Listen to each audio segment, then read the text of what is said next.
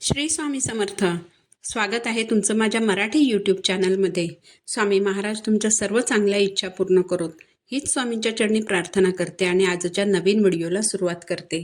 दत्त जयंती सप्ताहाला सुरुवात झाली आहे आणि 15 डिसेंबरला आहे दत्त जयंती. दरवर्षी मार्गशीर्ष महिन्याच्या पौर्णिमेला दत्त जयंती येते. मार्गशीर्ष पौर्णिमा सुरू होईल 14 डिसेंबरला संध्याकाळी 4:59 आणि पौर्णिमा तिथी समाप्त होईल 15 डिसेंबरला दुपारी 2:31. मार्गशीर्ष महिन्याच्या पौर्णिमेला मृग नक्षत्रावर प्रदोष काळात दत्तात्रेयांचा जन्म झाला. म्हणून या दिवशी दत्ताचा जन्मोत्सव सर्व दत्तक्षेत्रात साजरा केला जातो. दत्त जयंतीच्या निमित्ताने श्री गुरुचरित्र या ग्रंथाचं स्वामींच्या मठात, केंद्रात, दत्त मंदिरात सामूहिक रीतीने पारायण केलं जातं.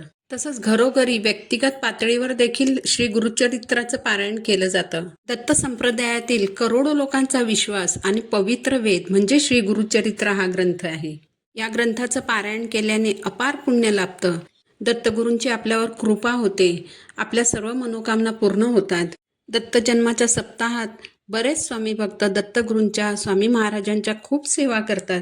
कुणी स्वामी चरित्र सारामृताचं पठण करतात, कुणी गुरुचरित्राचं पारायण करतात, कुणी संक्षिप्त गुरुचरित्र वाचतात, तर कुणी सप्तशती गुरुचरित्राचं पठण करतात, कुणी नुसतंच नामस्मरण देखील करतात. आपण स्वामी महाराजांची, दत्त महाराजांची कोणतीही सेवा केली तरी त्याचं फळ हे आपल्याला मिळतंच. कारण या काळात दत्त तत्व नेहमीच्या तुलनेत 1000 पटीने कार्यरत असतं.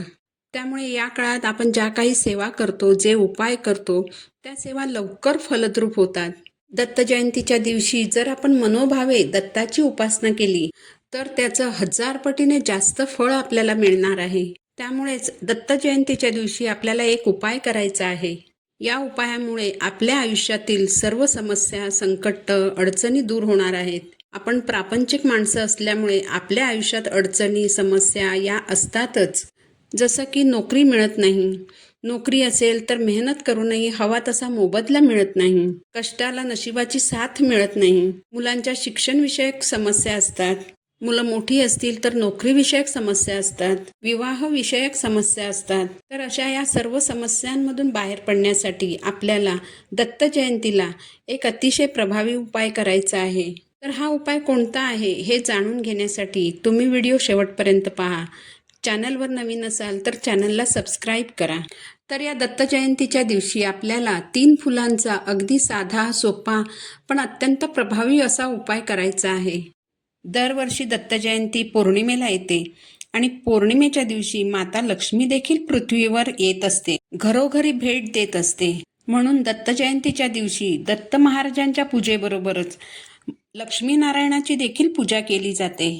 असं केल्यामुळे धनधान्यात वाढ होते, जीवनात सुखसमृद्धी येते. या दिवशी दत्तात्रेयाची विधिवत पूजा केल्याने श्री दत्तात्रेय आपल्या भक्तांची संकट दूर करतात. यासाठी दत्त जयंतीच्या दिवशी सकाळी आपल्याला ब्रह्ममुहूर्तावर उठायचं आहे. ब्रह्ममुहूर्तावर केलेल्या पूजेचं फळ आपल्याला कित्येक पटीने प्राप्त होतं. कारण सर्वत्र शांतता असते, वातावरण पवित्र असतं, ईश्वराशी एकरूप होऊन मनोभावे पूजा करता येते. तर या दत्त जयंतीच्या दिवशी आपल्याला 3 फुलांचा प्रभावी असा उपाय करायचा आहे. हा उपाय तुम्ही 14 तारीखलाही करू शकता आणि 15 तारीखलाही हा उपाय तुम्ही करू शकता. परंतु 15 तारीखला हा उपाय तुम्हाला दुपारी 2:30 वाजायच्या आत करायचा आहे. कारण पौर्णिमा तिथी 14 डिसेंबरला संध्याकाळी सुरू होऊन 15 डिसेंबरला दुपारी 2:30 वाजता संपणार आहे. तर पौर्णिमा तिथी संपायच्या आत हा उपाय तुम्हाला करायचा आहे. यासाठी सकाळी लवकर उठायचं, पाण्यात थोडीशी हळद टाकून स्नान करायचं. पौर्णिमेचा दिवस असल्याने हळद घातलेलं पाणी आपल्या मुख्य दरवाजाच्या बाहेर शिंपडायचं. उंबरठ्यावर हळदीचं लेपन करायचं. मुख्य दरवाजा स्वच्छ करायचा. त्यावर स्वस्तिक चिन्ह रेखाटायचं. यामुळे नकारात्मक शक्ती आपल्या घरात शिरत नाहीत. नकारात्मक शक्तींचा आपल्या घरातील सदस्यांवर परिणाम होत नाही. यानंतर आपल्याला जो उपाय करायचा आहे त्यासाठी आपल्याला 3 फुलं घ्यायची आहेत. ही फुलं पिवळ्या रंगाचीच असावीत. तुम्ही झेंडूची पिवळी फुलं घेऊ शकता किंवा शेवंतीची पिवळी फुलं घेऊ शकता किंवा तुम्हाला शक्य असतील तर तुम्ही चाफ्याची 3 फुलंही घेऊ शकता. दत्तगुरूंना पिवळा रंग अतिशय प्रिय आहे आणि चाफ्याची पिवळी फुलं आपल्या स्वामी महाराजांना किती प्रिय आहेत हे तर सर्वांना माहीत आहेच. म्हणूनच आपल्याला पिवळ्या रंगाची 3 ताजी आणि चांगली फुलं घ्यायची आहेत. यानंतर आपल्याला 3 चांगल्या अख्ख्या अशा अक्षता घ्यायच्या आहेत. या 3 अक्षतांना हळद लावून पिवळं करायचं. यासोबतच आपल्याला 1 तांब्या भरून पाणी घ्यायचं आहे. त्यात चिमूटभर हळद आणि 1 चमचा साखर टाकायची आणि 1 तुपाचा दिवा घ्यायचा.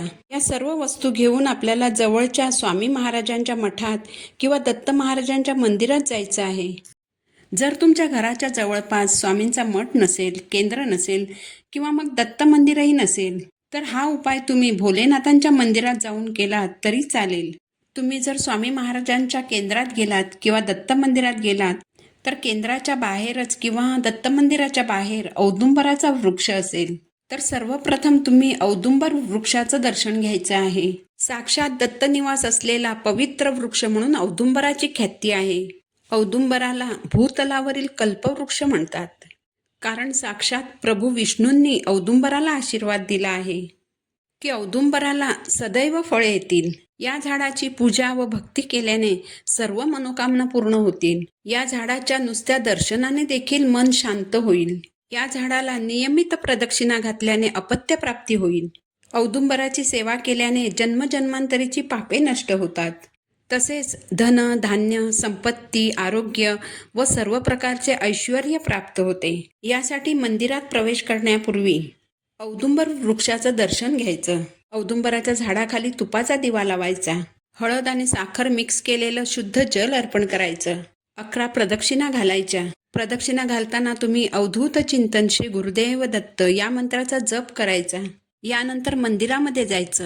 हातात 3 फुलं आणि 3 अक्षता घेऊन स्वामींसमोर, दत्त महाराजांच्या समोर उभं राहायचं. हात जोडायचे. स्वामींना अनन्य भावाने शरण जायचं. तुमचं नाव सांगायचं, गोत्र सांगायचं आणि यानंतर तुमच्या 3 इच्छा सांगायच्या. तुम्हाला 3च इच्छा सांगायच्या आहेत. 3 पेक्षा जास्त इच्छा सांगायच्या नाही. म्हणजे जसं की जर तुमचं स्वतःचं घर व्हावं अशी तुमची इच्छा असेल, तर तुम्हाला घर कुठे मिळायला हवं आहे, किती किंमतीमध्ये मिळायला हवं आहे आणि केवढं घर असावं अशी तुमची इच्छा आहे. अशा 3 इच्छा स्वामी महाराजांना सांगायच्या आहेत. जर तुम्हाला नोकरी मिळावी अशी तुम्हाला इच्छा सांगायची असेल, तर तुम्हाला नोकरी कोणत्या क्षेत्रामध्ये मिळावी, कोणत्या ठिकाणी मिळावी, पगार किती असावा, अशा प्रकारच्या 3 इच्छा सांगायच्या आहेत. स्वामी महाराजांना, दत्त महाराजांना अनन्य भावाने शरण जाऊन खूप मनोभावे, श्रद्धेने, तळमळीने आपल्या इच्छा सांगायच्या आहेत. त्यानंतर हातातील 3 फुलं आणि 3 अक्षता स्वामी महाराजांना, दत्त महाराजांना अर्पण करायची आहेत. ही फुलं थोडा वेळ स्वामी महाराजांच्या, दत्त महाराजांच्या चरणापाशी राहू द्यायची. थोड्या वेळानंतर त्या 3 फुलांमधील म्हणजेच आपण जी 3 फुलं स्वामी महाराजांना अर्पण केली, त्या 3 पिवळ्या फुलांमधील 1 पिवळं फूल उचलायचं आणि स्वामी महाराजांना प्रार्थना करायची की स्वामी, आता तुम्ही माझ्या घरी माझ्यासोबत चला. असं म्हणून ते फूल घेऊन कुठेही न थांबता सरळ स्वामींना आपल्या घरी न्यायचं आहे. घरी आल्यानंतर देवघरात एक दिवा लावायचा. एक पिवळ्या रंगाचं कापड घेऊन त्यावर आपण जे फूल आणलेलं आहे ते फूल ठेवायचं. फुलाला हळद, कुंकू, अक्षता अर्पण करायच्या. त्यानंतर दत्त महाराजांचा कोणताही एक मंत्र 108 वेळा म्हणायचा.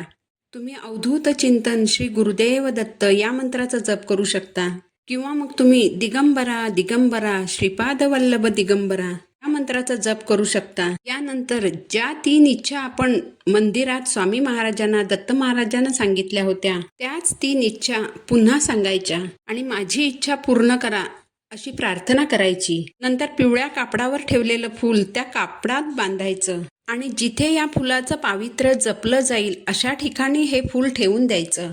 जोपर्यंत तुम्ही बोलून दाखवलेल्या 3 इच्छांपैकी 1 इच्छा पूर्ण होत नाही, तोपर्यंत हे फूल तिथेच ठेवायचं.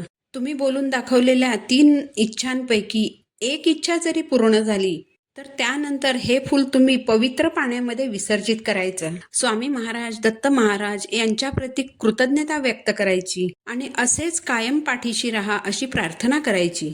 माहिती आवडली असेल तर व्हिडिओला लाईक करा, चॅनलला सबस्क्राईब करा. पुन्हा भेटू नवीन व्हिडिओसोबत. श्री स्वामी समर्थ.